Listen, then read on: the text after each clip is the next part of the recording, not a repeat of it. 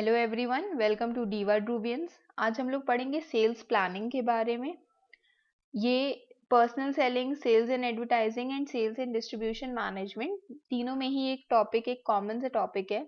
तो sales planning में सबसे पहले आता है मेरा सेल्स प्लान। सेल्स प्लान एक स्ट्रैटेजी होता है that sets out sales targets. एक स्ट्रैटेजी होता है जो सेल्स के टारगेट्स को बनाता है, टैक्टिक्स को बनाता है कि कौन से तरीके से हम लोग बिजनेस कर सकते हैं, और आइडेंटिफाई करता है कुछ स्टेप्स को जिसकी हेल्प से हम लोग अपने टारगेट्स को फुलफिल कर सकते हैं।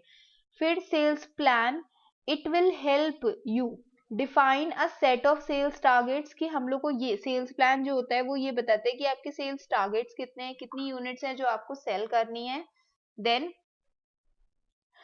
चूज सेल्स स्ट्रैटेजीज, आपकी स्ट्रैटेजी क्या क्या होनी चाहिए उस पर्टिकुलर टारगेट को चूज करने के लिए। फिर सेल्स प्लानिंग में नेक्स्ट चीज बोली गई है, एक ये जो प्लान होता है, दिस कंटेन्स एक assessment of current sales for a product. Sales planning में क्या चीज आती है? असेसमेंट ऑफ करंट सेल्स, की एक्चुअल में अभी हमारी जो प्रेजेंट सेल्स है वो हो कितनी रही है इन द मार्केट, एक पर्टिकुलर रीजन में या एक मार्केट में। एक स्टेटमेंट है, सेल्स के ऑब्जेक्टिव्स बताती है, स्ट्रैटेजी बताती है कि कैसे हम लोग इन ऑब्जेक्टिव्स को अटेन कर सकते हैं, और क्या क्या रिसोर्सेज हैं जो अवेलेबल हैं हमारे इस गोल को अचीव करने के लिए, उस पर्टिकुलर गोल को अचीव करने के लिए। नेक्स्ट, सेल्स प्लान जो है ये असाइन भी करता है सेल्स रिप्रेजेंटेटिव्स को या स्टाफ को एक पर्टिकुलर रोल, या उनको एक टेरिटरी दे देता है कि आप इतने एरिया में काम करो, या एक पर्टिकुलर रोल दे देता है कि you have to be the sales executive, और आप ये वाले यूनिट जो है, ये वाले गुड्स जो है, इसको सेल करोगे। और वो फोकस करते हैं सेल्स को इम्प्रूव करने में, जो भी प्रोडक्ट है उसकी। अब सेल्स प्लान बनाने के लिए sales plan will help you out, कि हम लोग अगर सेल्स प्लान बनाते हैं तो उससे क्या हेल्प मिलेगा। इट विल डिफाइन कि सेल्स टारगेट्स कितने होने चाहिए। बेसिकली सेल्स टारगेट बहुत ही स्मॉल सा, डायरेक्ट सा, शॉर्ट टर्म सा टर्म होता है कि अगर मान लो आपको 1000 यूनिट सेल करने हैं तो this will come under sales target. You have to choose sales strategy, कि उस पर्टिकुलर टारगेट को अचीव करने के लिए आपके पास क्या स्ट्रैटेजी होनी चाहिए। सेल्स टैक्टिक्स होनी चाहिए, वही वेज होते हैं या कुछ स्ट्रैटेजी हो सकती हैं जो आप अपनी सेल्स टीम के लिए अटेन करते हो। और उसके बाद you have to activate, motivate and focus your sales team. Sales team को मोटिवेट करना बहुत ज्यादा जरूरी होता है। फिर budget and clarify steps you will take to achieve the target. आपको ये देखना होता है कि बजट क्या होगा, कितना कॉस्टिंग लग सकती है उसमें, और उसके बाद क्या क्या स्टेप्स हैं जो आप ले सकते हैं। Then review your goals periodically and improve your approaches to sales. ये देखना कि जो गोल्स हैं वो एक्चुअल में हो भी रहे हैं अचीव या फिर नहीं हो रहे हैं, और इम्प्रूव करना कि हमारा जो तरीका है सेल्स को अटेन करने का, approaches mean the ways you need to do, जो तरीके आप अपनाते हो क्या वो सही भी है कि नहीं है। ठीक है, क्या लिखा हुआ है सेल्स, अच्छा, सेल्स टैक्टिक्स के बारे में। सेल्स टैक्टिक्स क्या होता है? These are the strategically designed to build trust with potential customers. ये वो तरीके होते हैं जिससे हम लोग ट्रस्ट बिल्ड कर सकते हैं कस्टमर्स के बीच में। ठीक है, फिर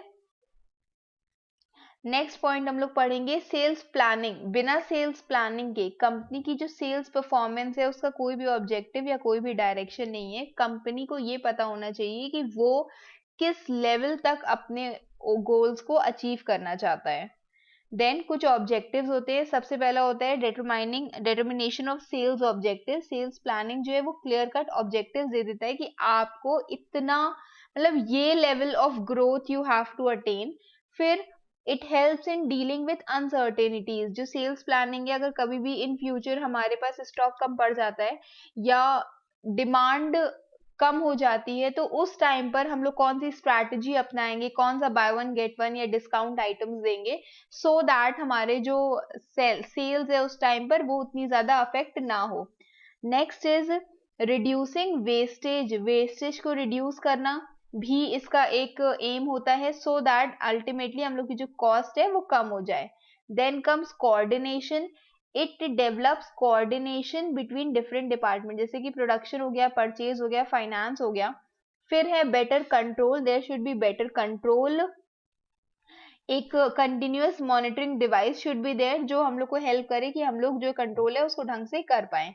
then next is management by exception. It helps to segregate and important and routine work की मैनेजमेंट के पास तक सिर्फ वही वर्क पहुंचे जो उसके लिए ज्यादा नेसेसरी है, बाकी चीजें should be handled by the workers itself. Customer को सेटिस्फाई करना भी इसका एक एम होता है. Then SWOT analysis. अपने स्ट्रेंथ्स, वीकनेसेस, अपॉर्चुनिटीज और थ्रेट्स को चेक करना भी सेल्स प्लानिंग का ही काम होता है.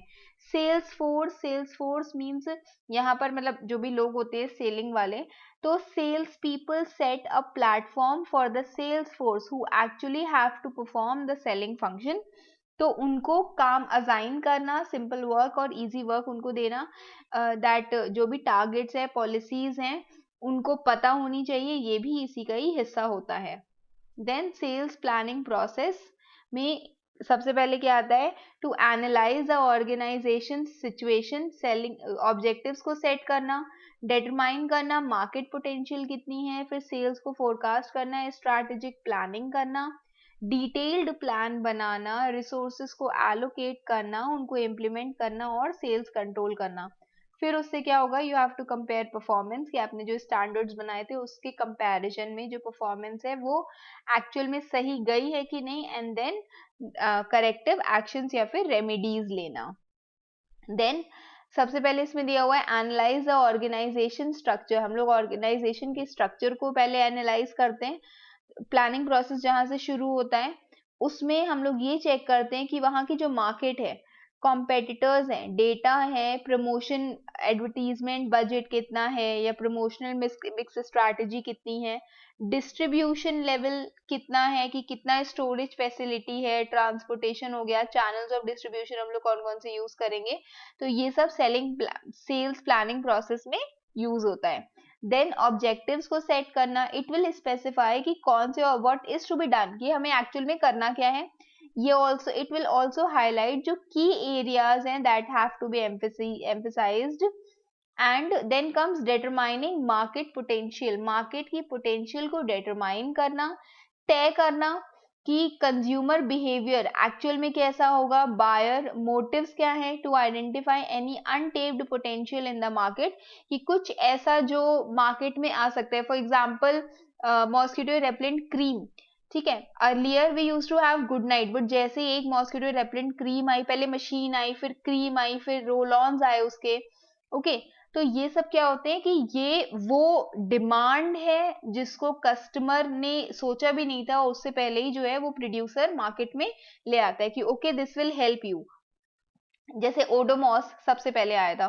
Then sales forecasting. Sales forecasting एक प्रोसीजर होता है for calculating the quantity of the product, कि हम लोग को एक्चुअल में प्रोडक्ट की क्वांटिटी कितनी होनी चाहिए, ये डिसाइड करना सेल्स फोरकास्टिंग का काम होता है कि what how much amount will be actually sold in the market. Then strategic planning करना, ये एक प्रोसेस होता है. सेट करना ऑर्गेनाइजेशन के ब्रॉड ऑब्जेक्टिव्स, एलोकेट करना जो भी रिसोर्सेज हैं एफिशिएंट मैनर में, and to outline the wider course of action. इसका मतलब होता है कि हम लोग ये वो प्रोसेस है जिसमें हम लोग ऑर्गेनाइजेशन के जो बड़े गोल्स होते हैं, लॉन्ग टर्म गोल्स होते हैं, उनको डिसाइड करते हैं और उसके बाद उसी के अकॉर्डिंग रिसोर्स एलोकेट करके एक्सपेंसेस करते हैं. हम ये मानते हैं कि हमारी जो टर्नओवर है वो इतनी जाएगी at the end of the year, तो उसी के अकॉर्डिंग हम लोग क्या करते हैं, हम लोग एडवर्टीजमेंट करना शुरू करते हैं, उसको हम लोग स्ट्रैटेजिक प्लानिंग कहते हैं. Then prepare a detailed plan. अब इसी के अकॉर्डिंग हम लोग को एक डिटेल्ड प्लान बनाना होता है. Activities which focus on overall objective. Company का जो ओवरऑल ऑब्जेक्टिव है उस पर फोकस करने वाली एक्टिविटीज पर वर्क करना होता है. देन रिसोर्सेज का एलोकेशन. जो भी रिसोर्सेज है मेरे पास, मनी हो गया, मटेरियल हो गया, मैन पावर हो गया, उनको हम लोग टाइमली एलोकेट करें to the sales force, so that जो प्लान है, वो जो भी डेवलप्ड प्लान है वो जल्दी से एग्जीक्यूट हो सके, और उसके बाद उसका एक्चुअल इम्प्लीमेंटेशन या एग्जीक्यूशन भी इसी में आता है. गोल्स हो गए, ऑब्जेक्टिव्स हो गए, स्ट्रैटेजीज हो गई, that should be effectively communicated to the sales force. Then comes sales control. एक sound planning process needs a continuous monitoring device.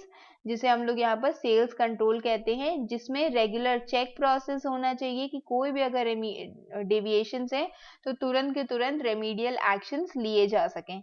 Now come sales control. Sales control क्या होता है? This is also function of sales management which ensures कि sales achievement और profit objectives जो हैं वो actual में अचीव हो भी पाएंगे या हो भी रहे हैं कि नहीं, by coordinating effectively the different sales function.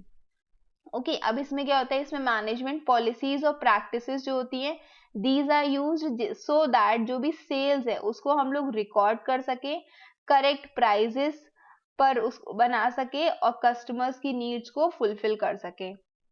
Sales control के गोल्स क्या होते हैं? It is to optimise the number of sales, कि ऑब्वियसली सेल्स की यूनिट्स को ज्यादा बेचना, प्रोडक्ट की यूनिट्स को ज्यादा बेचना सेल्स गोल में आता है. प्रॉफिट को मैक्सिमाइज करना और रेवेन्यू को भी कंट्रोल करना इसी का ही हिस्सा होता है.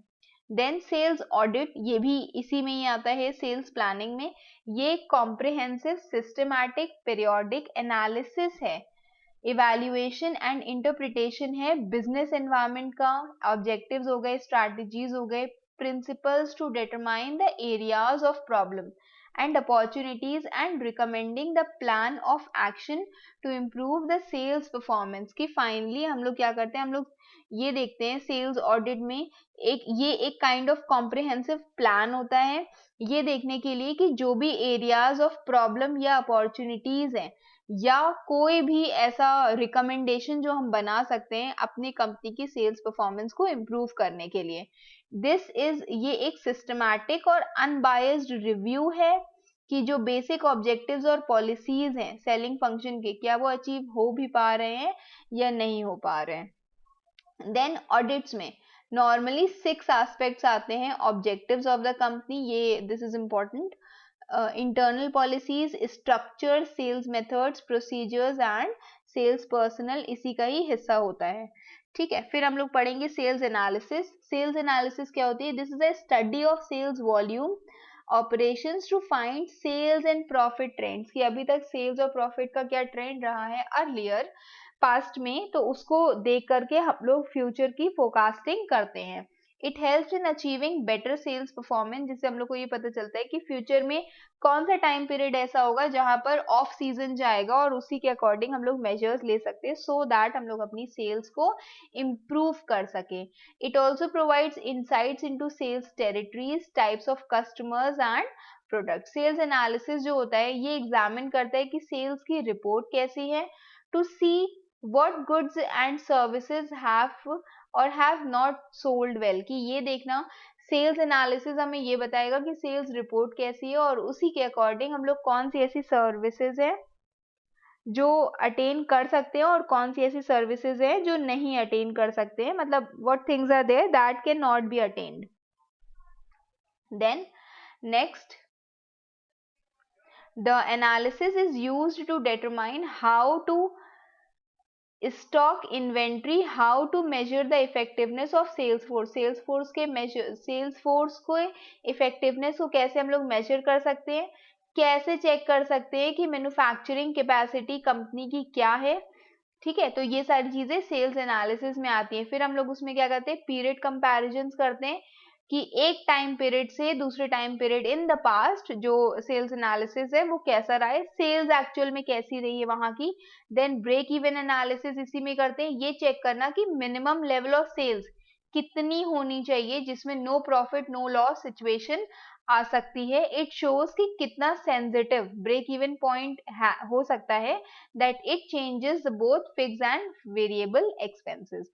देन कॉम्पिटिटर के सेल्स एनालिसिस क्या है, कॉम्पिटिटर सेल्स एनालिसिस कहाँ गया, okay.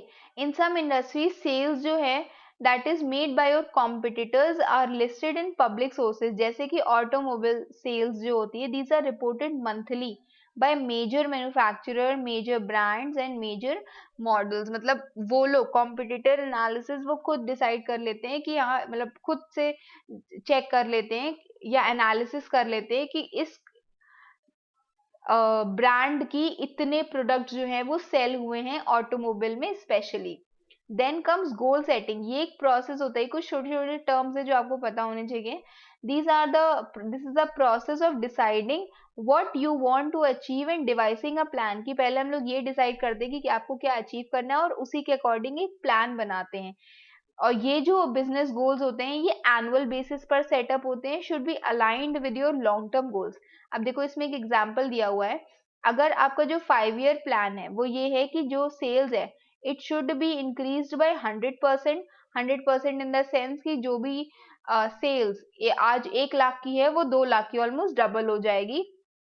Then at the beginning of each year you might set a goal to increase your sales 20% for the current year. Your goals should be worked into your business plan, और उसी के according हम लोग जो goals हैं अपने business plan में उसको मेंशन करना चाहिए. फिर उसके बाद है स्ट्रैटेजीज गोल सेटिंग की क्या होती हैं.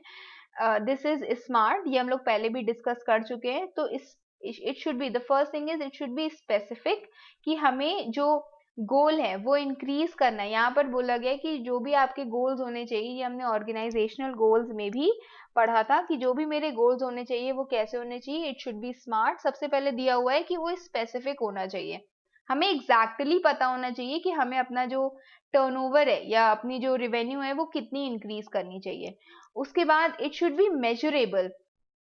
measurable in the sense increasing sales, reducing debts are measurable goals. Working harder, increasing personal satisfaction, ये मेरे immeasurable goals हैं.